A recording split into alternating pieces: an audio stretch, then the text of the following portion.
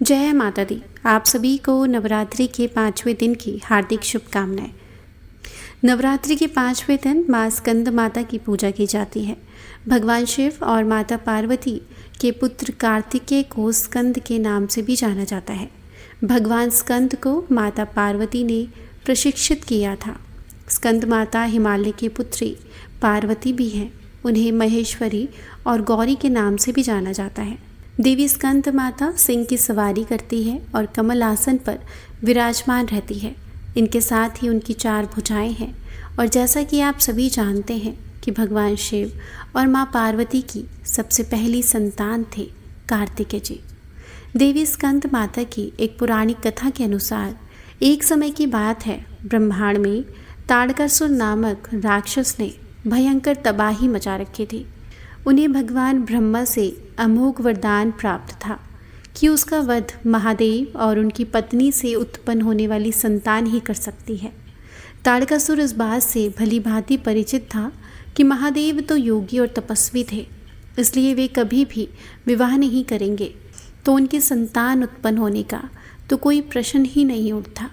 इसलिए अपनी शक्ति के मिथ्य अहंकार में आकर ताड़कासुर ने सभी देवी देवताओं को परास्त करके स्वर्ग पर अतिक्रमण कर लिया।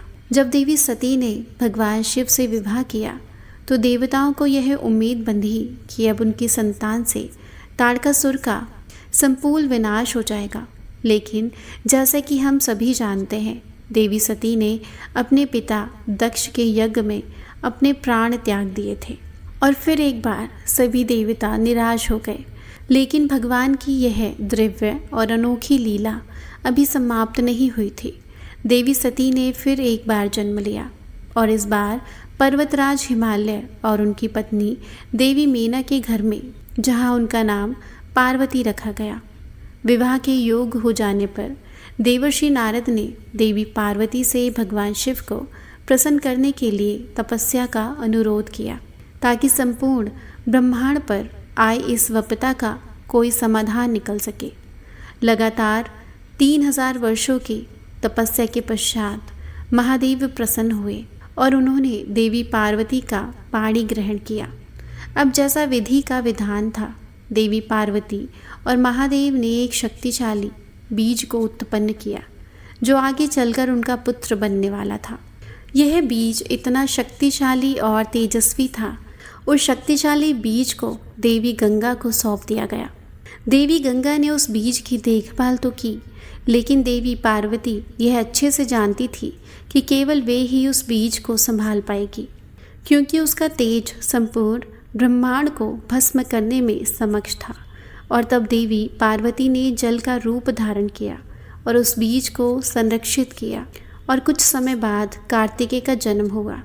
देवी पार्वती का यह रूप, जिसमें वे अपने पुत्र कार्तिकेय को पालन पोषण करती है, इसे ही देवी स्कंद माता के नाम से जाना जाता है। जब कार्तिकेय का जन्म हुआ तो उनके 6 मुख थे।